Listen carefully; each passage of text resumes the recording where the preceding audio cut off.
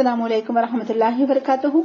تعلیم الفقہ اورنگ آباد، زکوٰۃ کے مسائل، پیج نمبر 74، زکوٰۃ کے غیر مستحق لوگ، مسئلہ نمبر 98۔ نحمدہ ونصلی علی رسولہ الکریم، اما بعد، فاعوذ باللہ من الشیطان الرجیم، بسم اللہ الرحمن الرحیم۔ رب اشرح لی صدری ویسر لی امری واحلل عقدۃ من لسانی یفقہوا قولی۔ اللہم ارنا الحق حقا وارزقنا اتباعہ وارنا الباطل باطلا وارزقنا اجتنابہ، آمین یا رب العالمین۔ الحمدللہ، جیسے کہ ہم لوگ پیچھے سے زکوٰۃ کے مسائل پڑھتے آ رہے ہیں، تو ہم لوگ زکوٰۃ کے مستحق افراد کے بارے میں پڑھ رہے تھے کہ کن لوگوں کو زکوٰۃ دی جا سکتی ہے۔ تو اس میں مسکین سب سے پہلے تھے، فقراء اور مسکین سب سے پہلے لفظ آتا ہے، اور پھر ہم نے ٹوٹل 8 مصارف پڑھے تھے زکوٰۃ کے۔ تو 8 مصارف ہیں جس میں فقراء اور مساکین ہیں، مصیبت زدہ مقروض ہے، یعنی ایسا قرض والا شخص جس کا سب کچھ ختم ہو گیا ہو، سرمایہ، اور قرض مانگنے والے سے بار بار تقاضا کر رہے ہوں، تو وہ قرض زکوٰۃ کے پیسے میں دیا جا سکتا ہے، لیکن اس کے پاس خود کی ساری پراپرٹی ختم ہو چکی ہو۔ اور ضمانت بھرنے والوں کے لیے، اور دوسری بات جو عاملین زکوٰۃ ہے یا مؤلفۃ القلوب، جو مسلمان ہونے والے ہیں اور اسلام کے لیے نرم گوشہ رکھتے ہیں، غلاموں کی آزادی اور قیدیوں کی رہائی کے لیے، اور اللہ کی راہ میں جہاد کرنے کے لیے، یعنی فی سبیل اللہ۔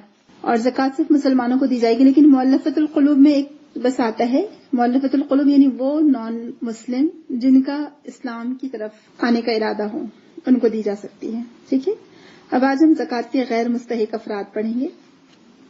نبی کریم صلی اللہ علیہ وسلم اور آپ کی آل، یعنی آپ کے خاندان اور آپ کے جو بھی خاندان سے ہیں، ان کے لیے زکوٰۃ حلال نہیں ہے۔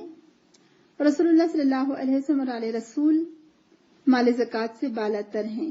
انس رضی اللہ عنہ کہتے ہیں کہ رسول اکرم صلی اللہ علیہ وسلم کو راستے میں کھجور گری ہوئی نظر آئی، تو آپ صلی اللہ علیہ وسلم نے مجھے فرمایا، اگر مجھے یہ اندیشہ نہ ہوتا کہ کھجور صدقے کی ہوگی تو میں اسے کھا لیتا۔ یہ متفق علیہ حدیث ہے۔ تو اس سے کیا پتہ چلتا ہے کہ جو رسول اکرم کے خاندان کے لوگ ہیں ان کے لیے بھی زکوٰۃ کا مال لینا جائز نہیں ہے۔ اور ابو ہریرہ کہتے ہیں کہ حضرت حسن بن علی نے صدقہ کی کھجوروں سے کھجور لے کر منہ میں ڈال لی، تو رسول اکرم نے فرمایا کہ دور کر اسے پھینک دے۔ فرمایا، کیا تو جانتا نہیں کہ ہم صدقہ نہیں کھاتے؟ تو اس سے بھی پتہ چلتا ہے کہ یعنی یہاں پر فرض زکوٰۃ کی بات ہو رہی ہے، فرض زکوٰۃ میں جو مال آیا تھا اس کی بات کی جا رہی ہے۔ عبد المطلب بن ربیعہ کہتے ہیں کہ نبی کریم صلی اللہ علیہ وسلم نے فرمایا کہ صدقات لوگوں کی میل ہیں، اور بے شک یہ محمد اور آل محمد کے لیے حلال نہیں ہے۔ تو رسول اکرم کے آل میں آپ صلی اللہ علیہ وسلم کے ازواج مطہرات، آل علی، آل عقیل، آل جعفر، آل عباس اور آل حارث سب شامل ہیں۔ غیر مسلم کو زکوٰۃ دینا جائز نہیں ہے۔ ابن عباس رضی اللہ عنہما کہتے ہیں کہ رسول اکرم صلی اللہ علیہ وسلم نے معاذ رضی اللہ عنہ کو یمن کی طرف بھیجا تو فرمایا، لوگوں کو بتانا کہ اللہ تعالیٰ نے مسلمانوں کے مالوں میں صدقہ فرض کیا ہے، جو مسلمانوں کے اغنیاء سے لیا جائے گا، یعنی امیر لوگوں سے، اور ان کے فقیروں کو دیا جائے گا، یعنی مسلمانوں کے ہی محتاج لوگوں کو۔ تو اس سے کیا پتہ چلتا ہے کہ غیر مسلم کو زکوٰۃ نہیں دی جا سکتی۔ اسی طرح سے سیم غنی اور تندرست آدمی کے لیے بھی زکوٰۃ جائز نہیں ہے۔ عبداللہ بن عمر رضی اللہ عنہما سے روایت ہے، انہوں نے کہا کہ نبی کریم صلی اللہ علیہ وسلم فرمایا کہ زکوٰۃ غنی اور تندرست آدمی کے لیے حلال نہیں، یعنی جو کما سکتا ہو اس کے لیے زکوٰۃ جائز نہیں، جو ہٹا کٹا ہو یا کمانے کی طاقت رکھتا ہو۔ جیسے کہ رسول اکرم کے پاس کچھ لوگ آئے تھے تو آپ نے کہا تھا کہ تم جنگل سے لکڑیاں کیوں نہیں توڑ لاتے، سب سے بہتر ہے کہ تم خود محنت کرو اور اپنی محنت سے کما کر خود کھاؤ۔ اسی طرح جو یعنی اصول اور فروع، یعنی جو جڑ ہوتی ہے، دادا نانا پر دادا پر نانا، اور اسی طرح سے بیٹا اولاد پوتا پاتی، بیٹا بیٹی اولاد، یعنی اور ان کے بچے اور ان کے بچے، تو ان کو بھی زکوٰۃ دینا جائز نہیں ہے۔ والدین کو زکوٰۃ دینا جائز نہیں، کیونکہ والدین بچوں کی ذمہ داری ہے اگر وہ بوڑھے ہو جائیں تو، اور اسی طرح سے اولاد بھی والدین کی ذمہ داری ہے۔ عمرو بن شعیب اپنے باپ سے اور اپنے دادا سے روایت کرتے ہیں کہ ایک آدمی رسول اکرم کے پاس آیا اور کہا کہ میں صاحب مال ہوں اور میرا باپ میرے مال کا محتاج ہے۔ آپ نے فرمایا، تو اور تیرا مال سب تیرے باپ کا ہے۔ پھر فرمایا، اولاد تمہاری پاکیزہ کمائی ہے، اپنی اولاد کی کمائی سے کھاؤ۔ تو اس سے کیا پتہ چلتا ہے کہ ماں باپ کو صدقہ نہیں دیا جا سکتا، نہ ہی فرض صدقہ نہ ہی نفل صدقہ. اولاد کو بھی زکوٰۃ دینا جائز نہیں اور بیوی کو زکوٰۃ دینا جائز نہیں. لیکن اگر بیوی مالدار ہو اور شوہر غریب ہو اور وہ کماتا بھی ہو لیکن اس کی کمائی اس کو پوری نہ پڑتی ہو تو اس صورت میں بیوی اپنی زکوٰۃ شوہر کو دے سکتی ہے. لیکن شوہر کی ذمہ داری چونکہ بیوی کی کفالت ہے، لہٰذا شوہر بیوی کو زکوٰۃ نہیں دے سکتا. ابو ہریرہ کہتے ہیں کہ ایک آدمی رسول اکرم کے پاس آیا اور کہا کہ میرے پاس ایک دینار ہے. آپ نے فرمایا اسے اپنے آپ پر خرچ کر. کہنے لگا میرے پاس ایک اور ہے. فرمایا اپنے بیٹے پر خرچ کر. کہنے لگا ایک اور ہے میرے پاس. فرمایا اسے اپنی بیوی پر خرچ کر. کہنے لگا میرے پاس ایک اور ہے. فرمایا اپنے خادم پر خرچ کر. کہنے لگا میرے پاس ایک اور ہے. فرمایا اب تو زیادہ جانتا ہے، جہاں چاہے خرچ کر. ٹھیک ہے، تو یعنی اس سے قرابت داروں کی قربت کا پتہ چلتا ہے کہ کون سب سے قریبی ہے. سب سے پہلے کون آتا ہے؟ اولاد، بیوی اور پھر رشتہ دار. یعنی پہلے والدین آئیں گے اور پھر رشتہ دار آئیں گے. تو جن قرابت داروں کا نفقہ آدمی کے اوپر واجب ہے ان کو زکوٰۃ دینا جائز نہیں. مثلاً ماں باپ، دادا پردادا، بیٹا پوتا پڑپوتا وغیرہ اور بیوی، یہ اس کی کفالت میں ہے، لہذا ان کو زکوٰۃ دینا جائز نہیں ہے. تو والدین اولاد کو زکوٰۃ نہیں دے سکتے اور اولاد والدین کو زکوٰۃ نہیں دے سکتی اور شوہر بیوی کو زکوٰۃ نہیں دے سکتا. ٹھیک ہے، تو یہ تھا جن کو زکوٰۃ دینا جائز نہیں. اگر اب آپ لوگوں کو کوئی ڈاؤٹ ہو تو آپ لوگ پوچھ سکتے ہیں. عاملین زکوٰۃ کے لیے لازماً ضروری ہے کہ اسلامی حکومت ہو اور بیت المال میں تمام زکوٰۃ جمع ہو رہی ہو، اور مسلمان حکومت کا جو ذمہ دار ہے وہ ان کو کچھ لوگوں کو مقرر کرے، ایز اے اپوائنٹ کرے جاب کے طور پر، اور پھر وہ مسلمانوں کا جو امیر یا ذمہ دار ہوگا، جو مسلمان حکومت کا ذمہ دار ہوگا، تو وہ بیت المال سے ان کی تنخواہ زکوٰۃ کی رقم سے ادا کرے گا. خود سے انڈیویجولی یا اس طرح سے وہ نہیں کیا جا سکتا. جی، تو آئیے آگے بڑھتے ہیں. سوال کرنے کی مذمت، یعنی ناپسندیدہ ہے سوال کرنا، اس کو کراہت سے تشبیہ دی گئی ہے. بیجا سوال کرنے سے بچنا چاہیے. حکیم بن حزام رسول اکرم صلی اللہ علیہ وسلم سے روایت کرتے ہیں. کون تھے یہ حکیم بن حزام، کوئی بتا سکتا؟ دوسری اسپیشل ان کے صحابی رسول، ایک تو رسول اکرم کی عمر کے تھے، خدیجہ رضی اللہ عنہ کے بھتیجے تھے، ان کے بھائی کے بیٹے تھے خدیجہ کے.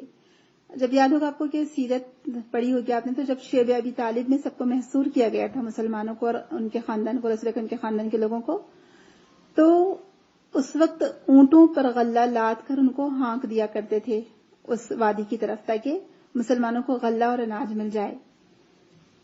تو وہی صحابی رسول ہیں، اور یہی تھے جنہوں نے زید بن حارثہ کو لا کر گفٹ کیا تھا خدیجہ رضی اللہ عنہا کو، اور خدیجہ نے گفٹ کیا تھا محمد صلی اللہ علیہ وسلم کو.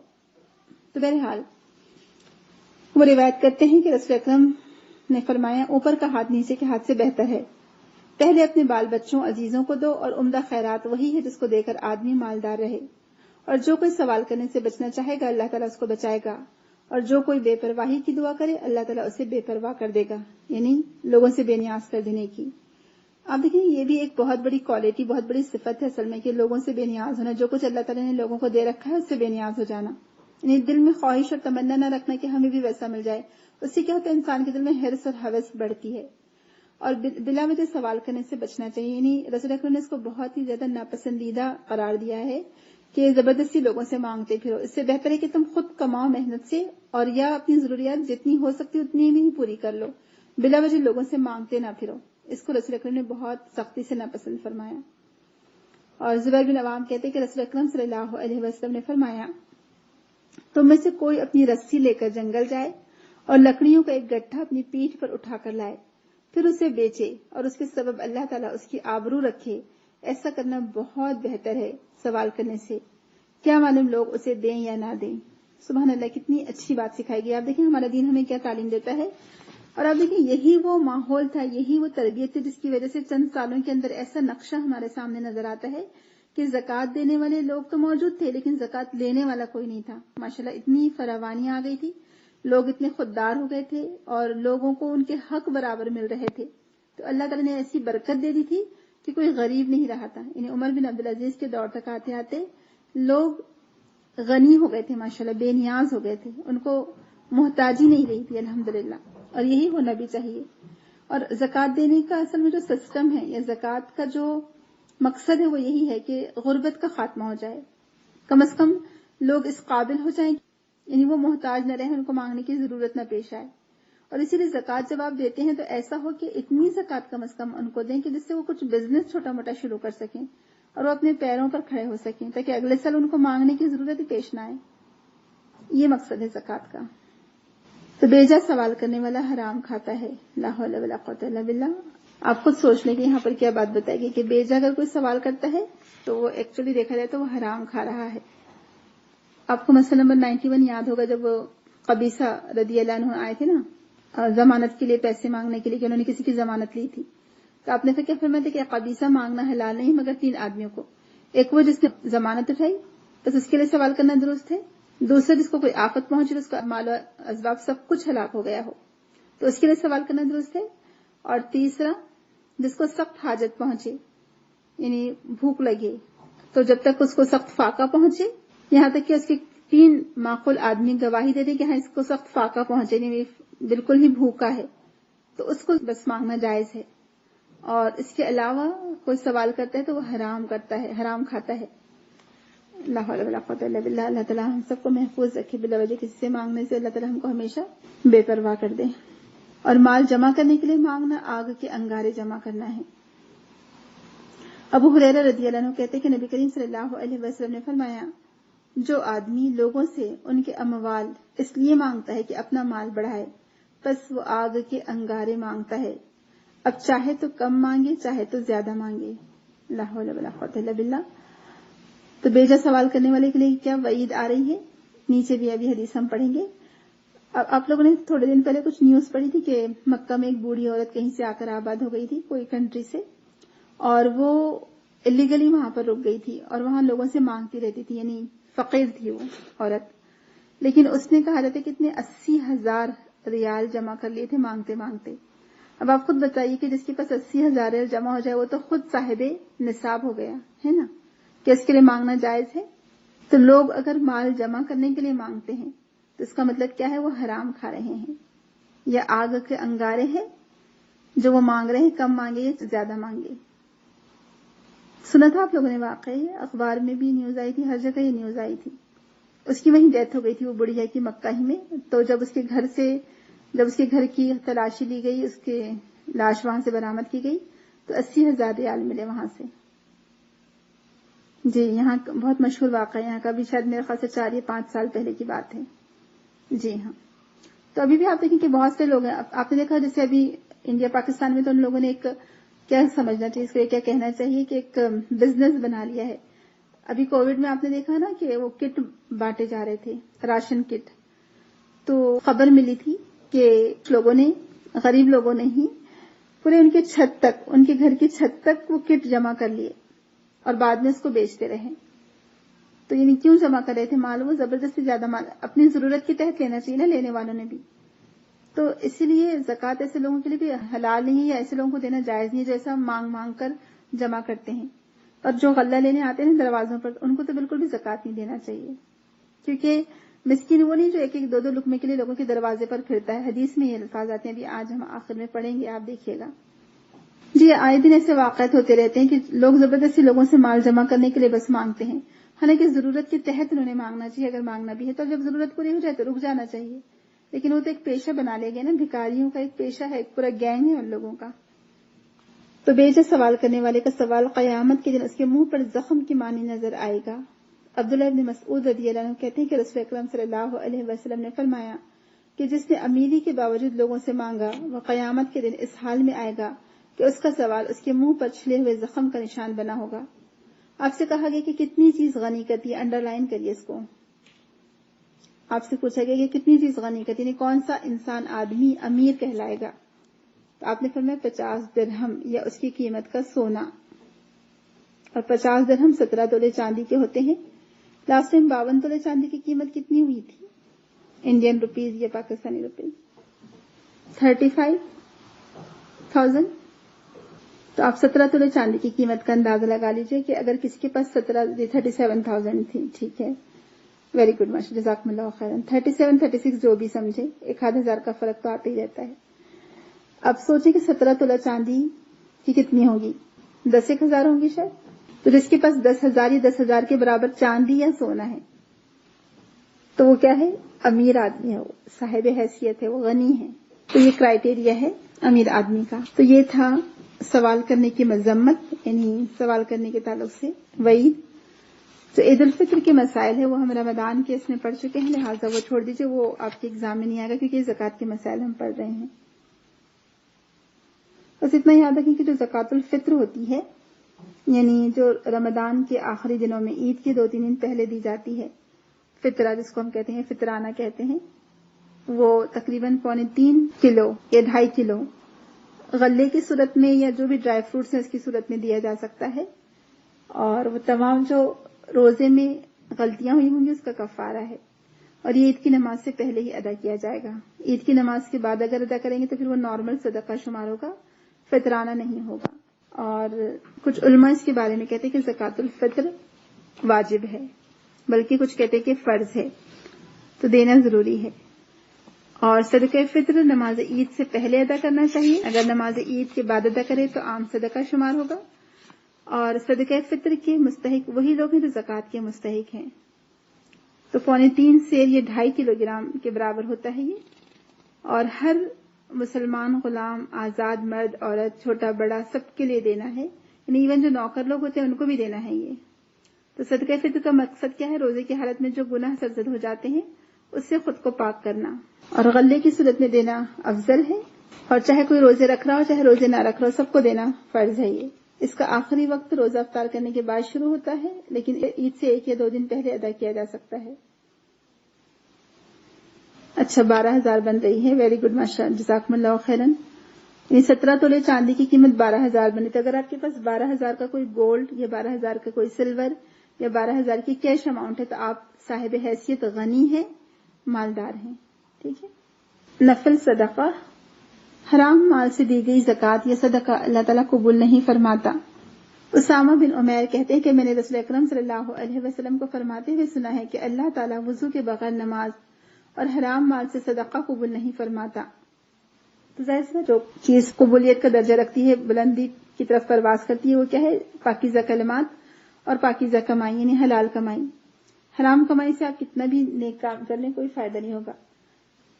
ایسے بہت سارے لوگوں کو دیکھا ہوگا آپ اپنے، جو یا تو اسمگلر ہوتے ہیں یا ان کا سارا بلیک کا کاروبار ہوتا ہے، یعنی کیا کہیں گے جس کو، یعنی چوری چھپے کا کاروبار ہوتا ہے جو گورنمنٹ سے اپروو نہیں ہوتا.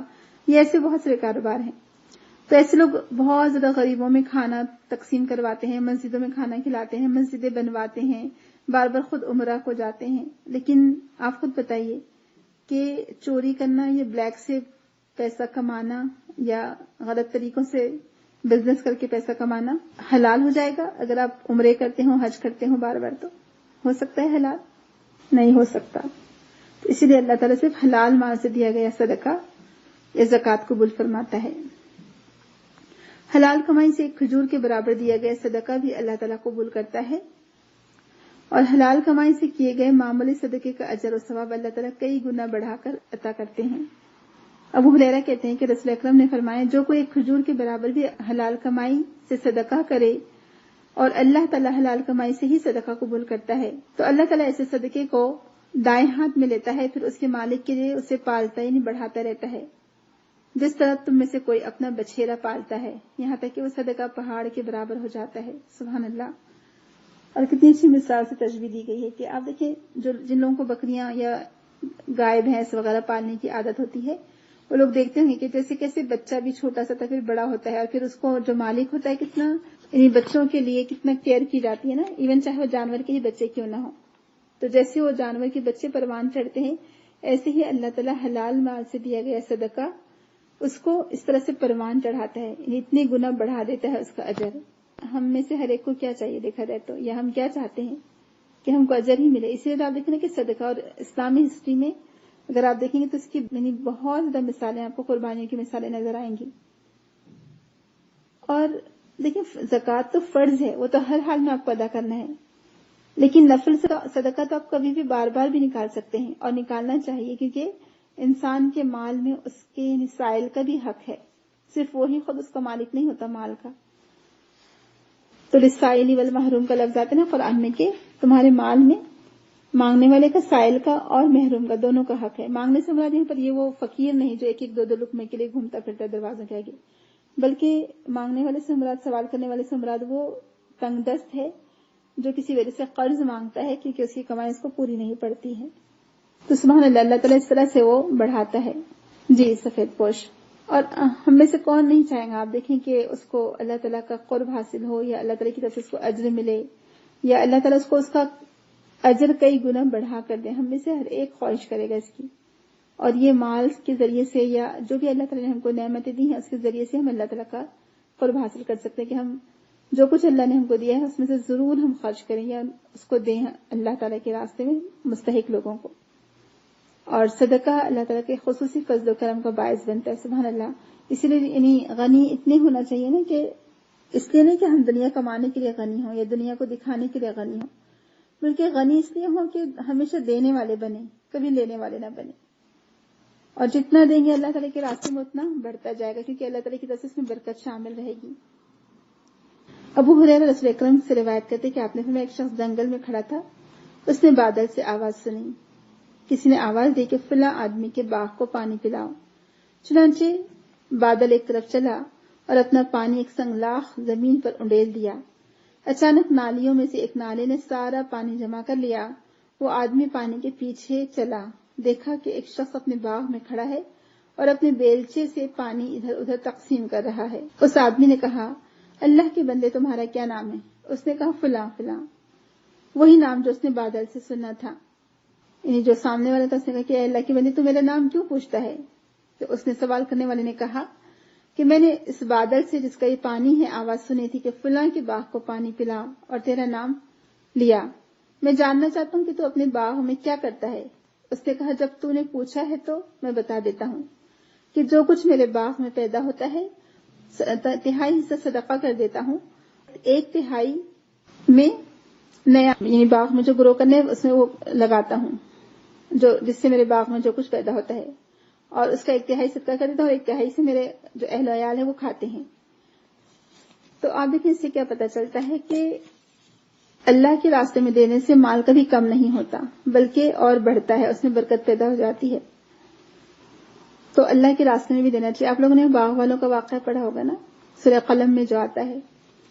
ان کے باغ کو پالا کیوں پڑ گیا تھا؟ کیسے آندھی اور طوفان نے جلا کر خاکستر کر دیا تھا ان کے باغ کو؟ کیا ریزن تھا؟ آپ لوگوں نے سب نے تعلیم القرآن کیا ہوا ہے نا، الحمدللہ. تو سورہ قلم میں جو باغ والوں کا واقعہ آتا ہے، ان لوگوں نے ڈیسائیڈ کیا تھا کہ ہمارے باپ تو بے وقوف ہیں اور یہ لوگوں کو دے دیتے تھے، اب ہم جو ہے اپنے پھل خود ہی توڑ لائیں گے تاکہ پیسہ ہم کو ملے اور غریبوں کو کچھ نہیں دیں گے. جی بالکل. تو آخر کیا ہوا، جب وہاں پہنچے تو باغ پر تو مصیبت آ پڑی تھی، پالا پڑ گیا تھا. کہنے لگے کیا یہ ہمارا ہی باغ ہے یا ہم کوئی راستہ بھٹک گئے ہیں؟ کہا کہ نہیں ہم تو واقعی میں بہک گئے تھے. تو جب ہم ایسا بردلا پن اختیار کرتے ہیں تو پھر اللہ تعالیٰ بھی اس چیز کو تباہ اور برباد کر دیتے ہیں جس پر ہمیں زوم تھا یا جس کو ہم ہماری اپنی سمجھ رہے تھے. تو ان لوگوں کا باغ صحیح میں یعنی بالکل ختم ہو گیا تھا.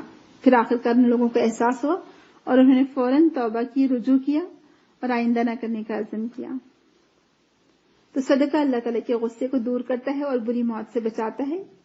ابو سعید رضی اللہ عنہ کہتے ہیں کہ رسول اکرم صلی اللہ علیہ وسلم نے فرمایا، پوشیدہ یعنی چھپا ہوا صدقہ اللہ تعالیٰ کے غضب کو ٹھنڈا کرتا ہے، صلہ رحمی عمر میں اضافہ کرتی ہے اور نیک عمل آدمی کو برائی کے گڑھے میں گرنے سے بچاتی ہیں. سبحان اللہ، کتنی اچھی نصیحت ہے اس حدیث میں کہ پہلی بات تو چھپا ہوا صدقہ ہو کہ دائیں ہاتھ نے خیرات کی تو بائیں ہاتھ کو خبر نہ ہو کہ کیا ہے اس میں، کیا دیا اس نے. اور صلہ رحمی عمر میں اضافہ کرتی ہے اور یہ صدقہ اللہ تعالیٰ کے غضب کو ٹھنڈا کرتا ہے. قیامت کے دن مومن اپنے صدقے کے سائے میں ہوگا. مرثد بن عبداللہ رضی اللہ عنہ نبی کریم کے ایک دوسرے صحابہ سے روایت کرتے ہیں کہ انہوں نے رسول اکرم سے سنا، آپ فرماتے تھے قیامت کے روز صدقہ ایماندار کے لیے سایہ ہوگا.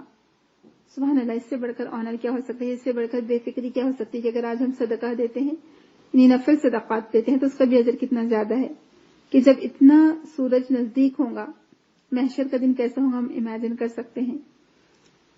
تو اس دن یہ صدقہ مومن کے لیے سایہ بنے گا، یعنی اس کو شیڈ فراہم کرے گا، شیڈ مہیا کرے گا. سبحان اللہ. پھر معمولی چیز کا صدقہ بھی آگ سے بچا سکتا ہے.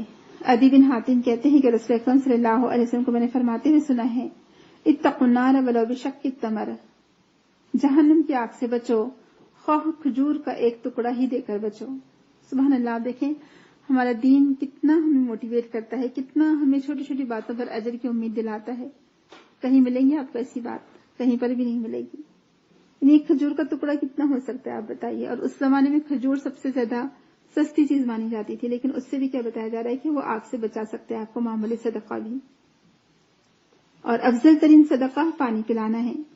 سعد بن عبادہ سے روایت ہے، انہوں نے کہا کہ اے اللہ کے رسول، سعد کی ماں فوت ہو گئی، بس کون سا صدقہ افضل ہے؟ آپ نے فرمایا پانی پلانا۔ انہوں نے ایک کنواں کھدوایا اور کہا کہ یہ سعد کی ماں کے ثواب کے لیے ہے۔ سبحان اللہ، بہت سے لوگ سوال کرتے رہتے ہیں کہ ہمارے والدین کا انتقال ہو گیا، ہم کیا کریں، یا کون سا صدقہ افضل ہے ان کی طرف سے کرنے کے لیے؟ تو لوگ زبردستی پارے پتہ نہیں کیا کچھ کرتے ہیں، بیج پڑھواتے ہیں، سویم کرتے ہیں، 10واں 40واں کرتے ہیں، بیج پر کچھ پڑھواتے ہیں۔ تو سب سے بیسٹ کیا ہے؟ یہ سب نہ کریں، کیونکہ یہ تو حدیث سے ثابت ہی نہیں ہے سب کرنا۔ تو اصل اگر آپ اپنے والدین کو اجر پہنچانا چاہتے ہو یا اپنے مرنے والوں کو، تو پانی کا کہیں انتظام کر دیجیے اسپیشل، کہیں کنواں یعنی ٹیوب ویل لگوا دیں، نل لگوا دیں، جس سے لوگوں کو پانی کی سہولت ہو جائے۔ سب سے بہترین صدقہ جاریہ یہی ہے۔ صدقہ کے لیے سفارش کرنے والے کو بھی ثواب ملتا ہے۔ ابو بردہ رضی اللہ عنہ اپنے باپ ابو موسیٰ اشعری سے روایت کرتے کہ نبی کریم صلی اللہ علیہ وسلم کے پاس کوئی سائل آیا یا کوئی سائل آتا یا کوئی آدمی اپنی حاجت بیان کرتا تو آپ لوگوں سے فرماتے تم سفارش کرو، تمہیں بھی ثواب ملے گا، اور اللہ تعالیٰ اپنے پیغمبر کی زبان سے جو چاہے گا دلائے گا۔ سبحان اللہ، یعنی آپ نیکی کے لیے سفیر بن جائیں، سفارش کر دیں کہ کوئی آپ کو نظر آتا ہے کہ کوئی مستحق پرسن ہے، کوئی ضرورت مند ہے، تو آپ کیا کریں گے؟ کسی کے پاس جا کر سفارش کر دیں کہ فلاں کو سپورٹ کر دیجئے تاکہ اس کی ہیلپ ہو جائے، تو آپ کو بھی اجر ملے گا انشاءاللہ۔ صدقہ دینے سے مال کم نہیں ہوتا۔ ابو ہریرہ رضی اللہ عنہ کہتے کہ رسول اکرم نے فرمایا صدقہ دینے سے مال کم نہیں ہوتا، معاف کرنے سے اللہ تعالیٰ عزت بڑھاتا ہے، اور عاجزی اختیار کرنے پر اللہ تعالیٰ بلند مرتبہ عطا فرماتا ہے۔ سبحان اللہ، اس حدیث میں بھی 3 پوائنٹ ہیں، مختصر لیکن بہت ہی جامع اور بہت ہی بہترین ہے کہ صدقہ دینے سے مال کم نہیں ہوتا، معاف کرنے سے اللہ تعالیٰ مزید عزت بڑھاتا ہے، اور عاجزی اختیار کرنے سے اللہ تعالیٰ تواضع اختیار کرنے سے بلندی عطا فرماتا ہے۔ تو من تواضع احد للہ الا رفعہ اللہ، کہ سوائے اللہ تعالیٰ اس کے درجات کو بلند کرتا ہے۔ تو بہرحال اللہ کی خاطر عاجزی اختیار کرنا یہ بھی ایک بہترین صفت ہے، اور صدقہ آپ کو قیامت کے دن عرش کے سائے میں جگہ دلوائے گا۔ اس سے مال میں، صدقہ دینے سے مال میں کمی بھی نہیں ہوتی، اور صدقہ دینے میں ہمیشہ ہم کو جلدی کرنا چاہیے۔ تندرستی اور مال کی خواہش کے زمانے میں صدقہ دینا افضل ہے، یعنی جب آپ اچھے ہوں، توانا ہوں اور خواہش بھی ہو پیسوں کی، تب صدقہ دینا زیادہ افضل ہے۔ ورنہ بڑھاپے میں تو ہر کوئی دے گا، بڑھاپے میں تو ہر کوئی یہ سمجھتا ہے نا کہ اب تو اس کو جانا ہی ہے دنیا چھوڑ کر، تو اب اس کی کوئی خواہشیں بھی نہیں رہتی، کوئی امنگیں بھی نہیں رہتی، لہٰذا وہ آخر عمر میں تو کرتا ہی کرتا ہے صدقہ۔ لیکن افضل صدقہ کون سا ہے؟ کہ جب آپ تندرست ہوں، کم عمر بھی ہوں اور ضرورت مند خواہش مند بھی ہوں، تب صدقہ کرنا افضل ہے، اور صدقہ کرنے میں جلدی بھی کرنی چاہیے۔ ابو ہریرہ رضی اللہ عنہ کہتے ہیں کہ ایک آدمی نبی کریم صلی اللہ علیہ وسلم کی خدمت میں حاضر ہوا اور عرض کیا اے اللہ کے رسول صلی اللہ علیہ وسلم، کون سا صدقہ اجر میں افضل ہے؟ آپ نے فرمایا وہ صدقہ جو تو تندرستی کی حالت میں کرے، تجھے غربت کا خوف بھی ہو اور دولت کی خواہش بھی ہو، اور یاد رکھو صدقہ کرنے میں دیر نہ کرنا، کہیں جان ہلک میں آ جائے اور پھر تو کہے فلاں کے لیے اتنا صدقہ اور فلاں کے لیے اتنا صدقہ، حالانکہ اس وقت تو تیرا مال غیروں کا ہو ہی چکا۔ اور آپ نے دیکھا ہوگا کہ یوزلی ایسے ہی ہوتا ہے، بلکہ بعض تو دنیا سے جاتے ہیں تو ان کو اتنا بھی ٹائم نہیں ملتا کہ وہ اپنے آپ کو ہمیشہ سے سمجھتے ہیں، تو کوئی اچھی وصیت بھی نہیں کر جاتے۔ تو کوشش کریں کہ ہم اپنی کم از کم وصیت تو تیار کر لیں۔ مسلمان کے باغ یا کھیت سے جانور جو کھائیں وہ صدقہ ہے۔ انس رضی اللہ عنہ کہتے کہ رسول اکرم نے فرمایا کوئی مسلمان نہیں جو درخت لگائے یا کھیتی سینچے، پھر اس سے انسان یا پرندے یا چارپائے کھائیں، مگر وہ اس کے لیے صدقہ ہے۔ سبحان اللہ، کتنا اس میں بھی اجر ہے، آپ دیکھیں، کیونکہ بعض اوقات انسان کو دکھ ہوتا ہے نا کہ اچھا ارے اتنی اچھی ہماری فصل تھی، اس کو جانور کھا گئے، لیکن وہ بھی کیا ہوگا؟ صدقے میں شمار ہوگا، الحمدللہ۔ تو بعض اوقات کچھ نیکیاں ایسی ہیں جس کا ہم تصور بھی نہیں کر سکتے، لیکن اس کا اجر ہمارے بینک بیلنس میں آخرت کے جمع ہوتا جا رہا ہے۔ عورت اپنے گھر کے خرچے سے صدقہ دے سکتی ہے۔ عائشہ رضی اللہ عنہا کہتی ہیں کہ رسول اکرم صلی اللہ علیہ وسلم نے فرمایا، جب عورت گھر کے کھانے سے صدقہ دے بشرطے کہ شوہر کے ساتھ بگاڑ کی نیت نہ ہو تو اسے اس کا اجر ملے گا، اور اس کے شوہر کو کمائی کرنے کا اجر ملے گا، اور خزانچی کو بھی اتنا ہی، اور کسی کا ثواب دوسرے کے ثواب کو کم نہیں کرے گا۔ سبحان اللہ۔ یعنی ایک وہ شخص جو آپ کو نیکی کی راہ بتاتا ہے، اور کوئی خاتون جو اپنے گھر کے کھانے پینے کے خرچ سے پس انداز کرتی ہے اور اس میں سے خرچ کرتی ہے، لیکن شرط یہ ہونی چاہیے کہ شوہر کے ساتھ بگاڑ کا کوئی ارادہ نہ ہو، ورنہ تو آپ کو معلوم ہے کہ جو خواتین شوہر کے مال کی حفاظت نہیں کرتی ان کے لیے بھی حدیث میں جو الفاظ ہیں کہ جو حفاظت کرتی ہیں وہ جنت کے جس دروازے سے چاہے داخل ہو سکتی ہے۔ یعنی شوہر کے پیچھے اس کے بیوی اپنی عصمت اور عزت کی حفاظت کرے، اس کے مال کی حفاظت کرے اور 5 وقت کی نماز پڑھے تو جنت کے جس دروازے سے چاہے داخل ہو سکتی ہے۔ تو عورت اپنے گھر کے خرچے سے صدقہ کر سکتی ہے، صدقہ دے کر واپس لینا جائز نہیں اور خریدنا نامناسب ہے۔ عمر بن خطاب کہتے کہ میں نے ایک گھوڑا سواری کے لیے اللہ کی راہ میں دیا، جس کو دیا تھا اس نے اسے ضائع کر دیا، پوری خدمت نہ کی، تو میں نے اس کو خریدنا چاہا اور خیال کیا کہ وہ سستا بیچ دے گا۔ میں نے رسول اکرم سے پوچھا تو آپ نے فرمایا اسے مت خریدو اور اپنے صدقے کو واپس نہ لو، خواہ وہ تم کو 1 درہم میں دے، کیونکہ صدقہ دے کر واپس لینے والا ایسا ہے جیسے کہ کہہ کر کے چاٹنے والا۔ لا حول ولا قوت الا باللہ۔ ہمیں سے ہر ایک کو کراہت آتی ہے نا، لیکن آپ نے دیکھا ہوگا کہ یہ جو دے کر واپس لے لینا ہے، ہمارے یہاں پر انگیجمنٹ میں اکثر ایسا ہوتا ہے کہ اگر انگیجمنٹ ہو گئی اور بعد میں وہ منگنی ٹوٹ گئی تو کیا کرتے ہیں، سارا وہ جو بھیجا ہوا مال تھا سب واپس بلا لیتے ہیں۔ کتنی دکھ کی بات ہے نا، اتنا بھی ہمارا بڑا دل نہیں کہ لڑکی نہیں کر رہے وہاں کی اور کچھ ہو گئی انبن اور نہیں کر پا رہے، تو کم از کم جو دیا ہوا مال ہے وہ تو واپس نہ لو، کیونکہ تحفہ دے کر واپس لینا کیسے ہے، کہہ کر کے چاٹنے کے برابر۔ اللہ تعالیٰ رحم فرمائے۔ اور کون لوگ کرتے ہیں ایسا؟ آپ دیکھیں جب ہسبینڈ وائف میں پرابلم ہو جاتی ہے اور بات طلاق کی نوبت تک آ جاتی ہے تو اس وقت بھی ہسبینڈ اپنی دی ہوئی چیزیں اپنے پاس رکھ لیتے ہیں، بیوی کو نہیں دیتے، یا سسرال والے بھی جو گھر میں کچھ گفٹ وغیرہ ملا تھا وہ بھی اپنے پاس ہی رکھ لیتے ہیں، تو یہ بھی مناسب نہیں ہے۔ جی، بے عزت بھی کرتے ہیں اپنے ہاں، تو بہت ہی برا حال ہے، اصل میں بہت ہی دکھ کی بات ہے۔ تو عمر رضی اللہ عنہ نے یہاں پر ایک گھوڑا جو صدقہ کے طور پہ دیا تھا، آپ دیکھیں فرض زکوٰۃ آپ نے ادا کر دی اور زکوٰۃ میں کچھ ایسی چیز تھی جو کوئی اس طرح کی جانور ٹائپ چیز تھی تو وہ آپ کسی سے خرید سکتے ہیں، لیکن نفل صدقہ جو دیا ہے وہ آپ لے نہیں سکتے واپس، ایون خرید بھی نہیں سکتے۔ میت کی طرف سے صدقہ کرنا جائز ہے۔ عبداللہ بن عباس رضی اللہ عنہما سے روایت ہے کہ ایک آدمی نے کہا، اے اللہ کے رسول، میری والدہ فوت ہو گئی ہے، اگر میں اس کی طرف سے صدقہ کروں تو کیا اسے فائدہ ہوگا؟ آپ نے فرمایا ہاں۔ اس نے کہا، میرا ایک باغ ہے، میں آپ کو گواہ کرتا ہوں کہ میں نے اس کی طرف سے اس کو صدقہ کر دیا۔ سبحان اللہ۔ یعنی والدین کی طرف سے اگر کوئی ایسی چیز صدقہ و خیرات کرتے ہیں تو اس کا اجر ان کو بھی ملے گا۔ تو یہاں پر سب سے بہترین صدقہ کیا کہا جا رہا ہے؟ میت کی طرف سے صدقہ کرنا جائز ہے، انہوں نے اپنا باغ اللہ کے راستے میں دے دیا تھا میت کی طرف سے۔ فقیر آدمی غنی یا آل ہاشم کے کسی فرد کو صدقے کے مال سے ہدیہ دے سکتا ہے۔ انس رضی اللہ عنہ کہتے کہ نبی کریم صلی اللہ علیہ وسلم کے پاس گوشت لایا گیا، آپ نے پوچھا یہ گوشت کیسا ہے؟ کہا گیا کہ یہ بریرہ یعنی جو ان کی آزاد کردہ لونڈی تھی اس پر کسی نے صدقہ کیا ہے، تو آپ نے فرمایا وہ اس کے لیے صدقہ ہے اور ہمارے لیے ہدیہ ہے، جو ہم پیچھے بھی پڑھ چکے ہیں، ٹھیک ہے۔ اور احسان جتانے سے بھی صدقے کا ثواب ضائع ہو جاتا ہے۔ ابو ذر کہتے کہ نبی کریم صلی اللہ علیہ وسلم نے فرمایا، قیامت کے دن اللہ تعالیٰ 3 آدمیوں سے نہ کلام کرے گا، نہ ان کی طرف دیکھے گا، نہ ان کو پاک کرے گا، اور ان کے لیے دردناک عذاب ہوگا۔ ایک پہلا وہ ہے دیکھ کر احسان جتانے والا، دوسرا تہبند لٹکانے والا، اور تیسرا جھوٹی قسم سے اپنا سودا بیچنے والا۔ تو کس وجہ سے ضائع ہو جاتا ہے صدقہ؟ احسان جتانے سے۔